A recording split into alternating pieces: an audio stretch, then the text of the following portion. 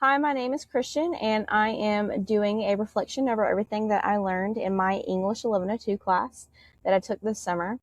Some of the things that I'll be talking about in this reflection is what I learned about collaboration, research, some of the projects that I did in this class, my writing process, and some transferable skills that I learned, and lastly, what I learned about proposing in technology. So, the first thing that I would like to talk about is what I learned about collaboration. So personally, I have never collaborated with anybody except for in person. And when I say collaborating, I mean working with a group of people or another person on a common goal. So this class would be the first time that I ever got to collaborate with my peers online. One of the key things I would like to point out is that in person, it's really easy to look at the people you're working with and say, how's the project going? Where are you at? Do you need help? When is your part going to be done, and get an immediate answer. And online, depending on what form of communication you're using, whether it's text message, a phone call, email, FaceTiming. In my experience, we didn't use FaceTiming really, or even a discussion post. You never know what the timeline is going to be to get the answer to the question that you're asking. And that can be a little frustrating, especially if you're in the part of your collaboration project where you need the other person's opinion to move forward. So, definitely a key difference there of working in person and online. And another thing that I would like to point out is that scheduling is a big difference between online and in person. So, in person, it's easy just to say, hey, so let's do this tomorrow. Typically, when you're in person, you're collaborating with people either like in work or at school, and those times typically have a set time that you're doing them every day. Like go to work every day at 7 to 4, or you go to school from 7 to 4 Monday through Friday. So you already have that timeline basically built into when you're going to do your collaboration. And then for online, we're taking this class, and a lot of us have a lot of things going on outside of taking the class, like going to work, being a parent. So schedules don't always line up whenever you're collaborating with some of your peers. For example, every time that I was able to work on the project that I collaborated with my peers on, one of our peers was at work. So it made it interesting trying to collaborate and be flexible with one another, because we all had to figure out what would work best in order to come to the common goal of getting the project done. Flexibility is definitely a big thing when it comes to online collaboration. You also have to be very clear with your communication whenever you're communicating with your peers. That is a really big thing that I learned, especially because in person I use a lot of body language, facial expressions, tone of voice to understand where my group mates are. You can easily tell from someone's tone of voice or maybe their facial expressions, like, hey, Sally's confused about this, or Sally's frustrated, or maybe we need to explain more. Whereas online, depending on what form of communication you're using, you could read a text message wrong, or, there's just a no response. And then you don't know if, Sally's not understanding what's going on, or, they've not even started their project. So they're frustrated. So I feel like that is a big difference between collaborating online and in person, is that communication has to be extra clear versus in person, because you can use those I would call them like background language. For example, some where I had to use clear communication was I was at work and I was sending a lot of text messages, one after another, and to me that can be overwhelming or feel like someone's trying to like push you in a certain direction. And so I wanted to make sure I was like using clear communication with my group that, hey, I have time at work. I'm not going to have time later. So this is me communicating with you guys all the information I feel like needs to be communicated in order for us all to be on the same page to move forward in the project. One thing that I find that online and person collaboration has in common is that groups have different roles that are the same. There's an organizer, a person who gets the task done, the helping hand who always wants to help with whoever needs something, the person who requires a little bit more motivation for every task. Not every group or collaboration project will have these roles. You may be missing one, or maybe one person will be taking on more than one of these roles. But it is a common thing in both online and in person. Collaboration isn't just working together. It takes clear communication, especially when it comes to planning. You need really clear communication when it comes to setting timelines, deadlines, what your expectations are for every member of the group, and making sure that you have accountability for each member of the group and flexibility. So that's really what I learned about collaboration, is that there's so much more into it than just sitting down with somebody at work or school and just saying, hey, this is what we're doing, and then we're going to get it done, and this is the set time we're going to have it done. If we don't get it done today, we have 8 to 5 tomorrow to get it done. So being flexible with everyone's schedule and knowing that I can't set the timeline and it work for everybody. So that was a big part of collaboration that I learned about. The next thing I would like to talk about is research. So when I say research, I mean researching a certain topic. So before this class, I thought that research was super easy. I could just Google whatever I wanted to research and voila, there's your answer. And that is definitely not what research is. So when I started researching my topic, which is student-teacher relationships, I put in student-teacher relationships in the search bar on Galileo, and there were so many things that came up that just were not even relevant to my topic. Before I started my research, I thought that, I could just sit down and then put everything into that search bar, and it would take me like an hour or two, and then I would have everything I needed and be able to move forward. But I learned that research is definitely a process. Sometimes it takes stepping away and coming back to your research to get a fresh look, or going to a different website.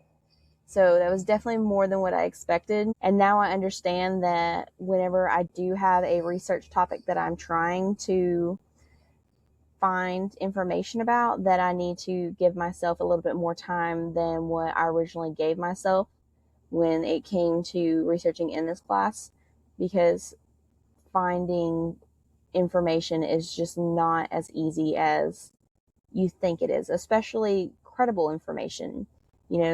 There's so many things out there that, people can say anything, but there has to be some factual evidence behind it. And that, I feel like that's the hardest thing to find, is, articles or websites or blogs that are not just one's opinion. And if it is one's opinion, it's based off some facts behind it. I also learned that in research, you may not be able to find what you're looking for on the first page of articles.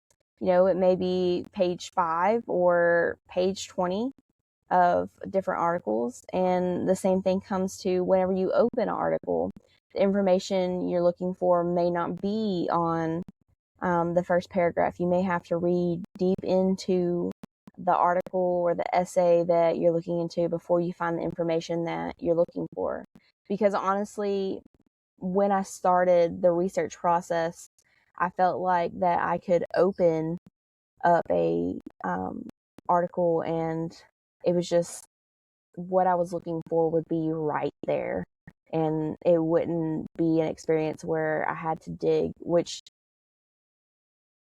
digging was something that I had to experiment with to try and understand what I was looking for in each article and what point I was trying to prove. Which brings me to my next point in research is that, one key word is not going to be the solution for all of your research. So like I said, my research project was about student-teacher relationships. And, when I put in student-teacher relationships, there was so many things that came up. But like I said before, they weren't all relevant. And in my project, I was trying to prove certain points. For example, teachers impact students' belonging. And so I had to play around with some of my keywords and, put in different ones to see if I can find evidence that supported what I was trying to say. So I put in like teachers and student belongings, or just put in student belonging. And it took a little bit, but I was able to find what I was looking for. So what I learned about research is, research is definitely something that you're not going to do in a day, especially if you're trying to find more than one article that is trying to prove your point. It takes practice to find good, credible resources. You have to, it's like a muscle that you have to work in order to understand how to research a topic. And honestly, I wish there was a class that you could take to learn a little bit more about research. I would definitely take it because I feel like there's so much more that goes into research as a process, and more than what I learned from just this class. And I would really like to understand more, but I am thankful for what I did learn about research as a process. So the next thing that I would like to talk about is some of the projects that I completed in this class and how they helped me. Some of the things that I liked and some of the things that I did not like. So overall, I learned there are many different ways to present information. Before, when I thought about presenting information, I typically thought, writing an essay or, verbally speaking it was the two main ways that I thought about presenting information. I never really thought about all the other ways that we look at information. And this class really let me dive deep, I feel like, into the different ways that you can communicate information. We did an infographic, which is basically a poster with information, pictures, something very engaging but short and to the point. We did a research project. We did a podcast, and now we're doing a reflection. So there's like 4 different ways, 4 different mediums that we're presenting information. So I really liked that we did have 4 different projects, because I felt like in my first English class, I just wrote essay after essay, and I never really stepped out of my comfort zone. They were different types of essays, so maybe that challenged me a little bit, but I feel like this class really kept me engaged and interested in what I was learning, because there were so many different types. I feel like the most challenging project that I had in this class was the infographic, because I had to present information with a limited word count, which is not something that I feel like I'm used to. And it had to be factual, engaging, and then it also had to be engaging visually, something that would possibly catch an eye or want people to read it and learn about my topic. And then we had our podcast, which was a little challenging for me. because it did rely so much on collaboration with my peers. And I felt like sometimes we were not all lining up on the same page or had the same motivation behind doing our schoolwork. And so I feel like that was really challenging, especially to let me. I feel like it was challenging because I had to step back and have patience and understand that, other people have things going on outside of doing school too. And just because I'm doing school at a certain time doesn't mean other people are as well. And, I'm a mom and I'm working full time, and I have to stop and understand that other people have same responsibilities like that outside of school. So giving grace to one another, because there's so much more that goes into um, doing a project like a podcast. It's not just talking to one another. You have to do a script, you have to edit your script. Everybody has to get together, like I was talking about. And there's probably going to be errors like technology. I feel like I really learned a lot about what goes into group projects from this class. What I really didn't like about this class was the summer timeline. I do understand that I signed up for a summer class, so that's not really anything there's not really anything that I could have done about that, or my teacher could have done. I wish that I could have spent more time on projects in between, like the writing the drafts or working with my peers, so it didn't feel a little bit rushed, or it felt like I had a little bit more time for outside of school. But I really enjoyed this class. Besides that, I don't think that I regret taking this class during the summer. I think that I learned so much, and honestly, I would take it again. So there's not really much that I would say I didn't like besides the timeline. The next thing that I'd like to talk about is how I will continue to cultivate my writing process. So before, when I would write, I typically did my draft and my final in one go.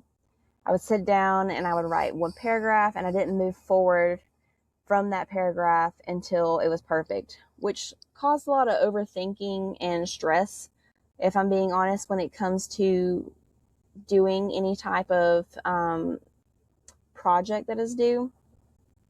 And I feel like this class really taught me that drafts are really important. And it challenged me to make drafts that are not my final work. It helped me understand that I don't have to do everything perfectly the first time around for it to be presentable to my peers or to my teacher and get feedback. And I would like to continue cultivating my writing and working on my writing as a process by moving forward in continuing to write drafts, and maybe write more than one draft, and give myself a little bit more grace when it comes to any type of project, and not try and be as perfect as I can possibly be the first go around. I also tend to have a very strong voice through my writing. Personally, I think that when I write, you can hear my voice, or it's as if I'm having a conversation with you as I'm presenting my information. And I really enjoy that about me as a person and the process of my writing. And so moving forward, I would like to continue to keep my voice present in my writing, but also work on writing and presenting information while being factual and proper as you should be presenting information, but keeping my voice. a lot of times I write I feel or I think because it is how I feel or it is how I think, and it is the point that I'm trying to prove.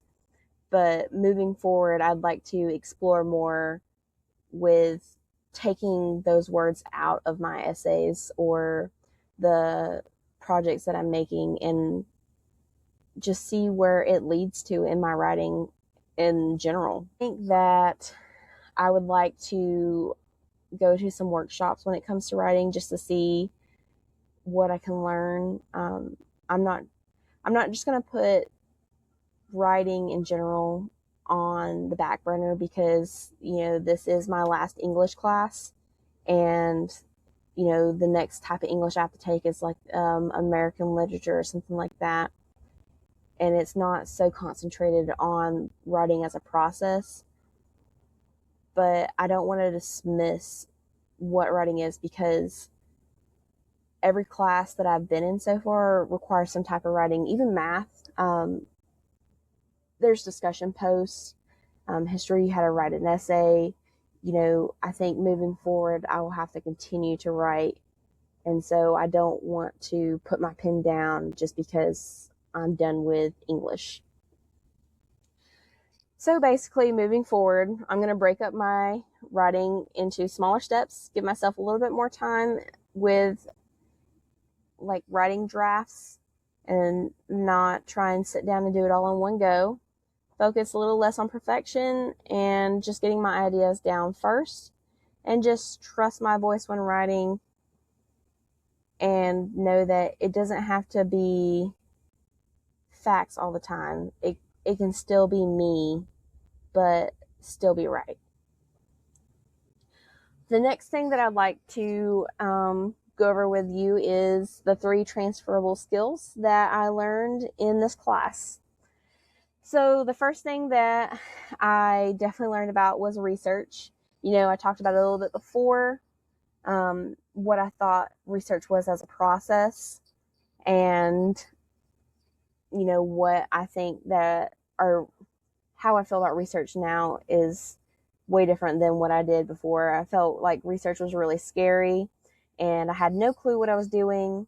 But I feel like moving forward, I have a better understanding of what I'm doing when it comes to research and how to start the process and how to find credible sources or what a credible source even looks like.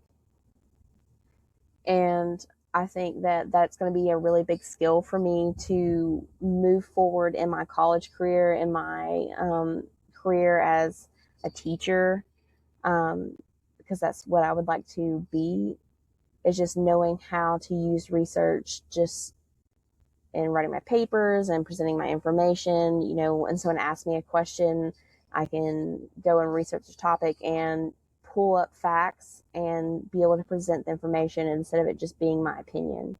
So that is a really big transferable skill for me. And more than just my college career, it's going to be in my future work and, future conversations, because now I know how to find facts. I would say the second thing that I would say is a transferable skill that I learned is how to give feedback.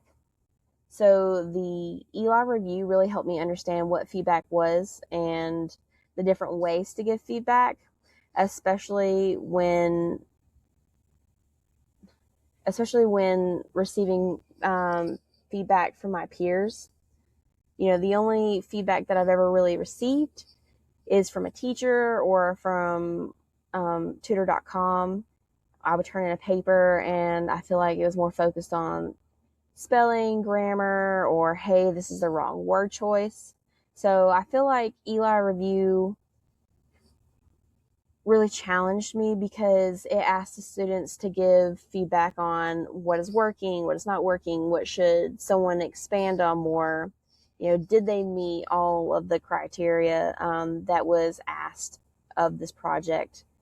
And being able to give that feedback and give it multiple times. So I got to try different ways of giving feedback, and hearing different feedback from my peers, I think that it really made me understand more of what it is. And like I said, it's not just you spelled something wrong or this word doesn't work. Um, you're not supposed to use a comma here. So I definitely will be using feedback in the future. I would like to be helpful to any of my peers when it comes to writing or discussion posts. You know, being able to constructively give feedback and give feedback that's not just, I have to reply to you, so here you go. You know, I feel like I can actually help somebody with their writing, or, you know, maybe this answer could be answered in a different way. And I also think that it's a great skill for me to use in my future career, which is teaching, like I said, because, you know, as a teacher, that's one of the big things that you have to do is give your students constructive feedback. And it's not just hammering them down saying, this is what you did wrong. You know, you're able to say, this is what you did good, and be able to be constructive. So then the third thing I would say is a skill that I learned is group work. So group work was definitely a big thing for me. A lot of times I have a very strict timeline for myself. And I was not able to do that as much whenever it came to group work because we did rely upon one another to complete work. And I couldn't just say, okay, this has to be done, I'm going to complete it all. You know, we had to delegate different tasks. Different people were responsible for different things. So, you know, I feel like moving forward, I could approach group work a little bit with a clearer head and a clearer expectation of what's expected from me, and not feel so stressed out because, you know, someone's not completing their work, or, you know, I don't like how something's being done. So I think I really stressed about having to do a group project a lot before it came along because I just had no clue what I was doing, or what to expect. So this will be a skill that I will use moving forward because I'm sure I will have to do more group work in the future when it comes to my college career. You know, at my job now, group work is a big thing. And in the future, group work will be a big thing. I'm sure as teachers, you know, it's not just one person teaches a class and, you know, it's your way or the highway. There's a curriculum, and then there is, you know, another teacher might have a better idea, or, you know, where you have to work with one another. So I feel more comfortable moving forward.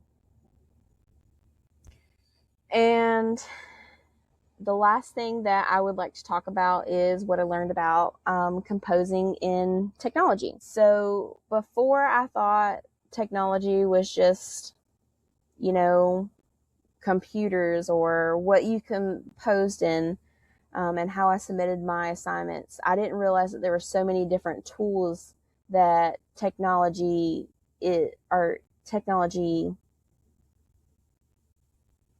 like gives us the ability to use.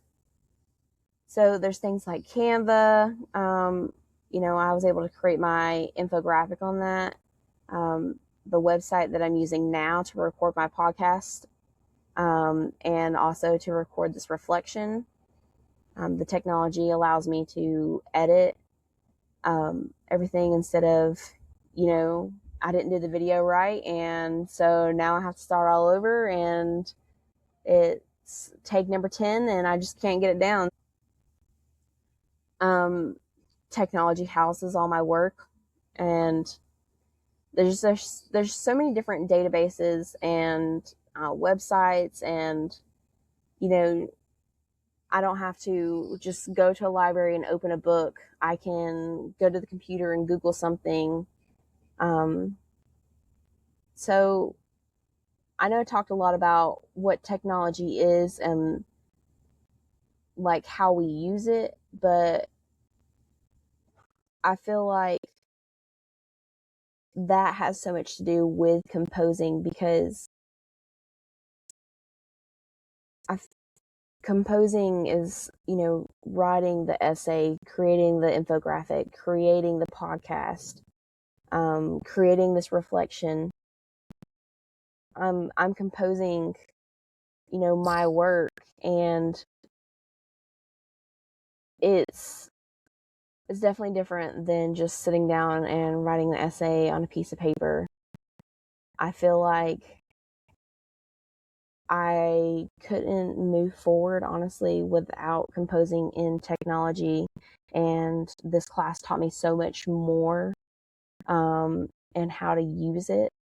So I feel more comfortable using things like Canva to create an infographic, using websites that I might not use, like this recording website. So it definitely taught me a lot. And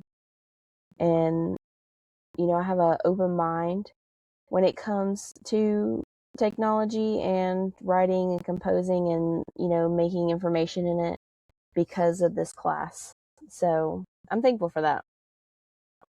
So overall, I would really like to say that this class changed the way I think about writing as a process. Writing doesn't have to be perfect the first time around. And I really appreciate drafts. I know a lot of them, we had drafts due each project. So I really am thankful for that because I feel like I've never been challenged with presenting drafts as much. I feel more confident giving feedback and receiving feedback, working in groups, presenting information, factual information while still keeping my voice. Collaborating taught me the importance of communication, planning, being flexible. And then, in different projects, challenged me to present information in new ways. So even though some of these assignments pushed me outside of my comfort zone, like right now recording myself without having a conversation with someone or not saying every other word, so that's really been a challenge for me. I'm thankful for it because I feel more prepared moving forward in the future. And I feel like that's what college is here for. And I really appreciate this class because it taught me so much more than what I expected. So I hope you enjoyed my reflection and learned a little bit about my experience that I had in English 1102 during the summer. And I hope you have a great rest of your day and a great rest of your summer. Thanks.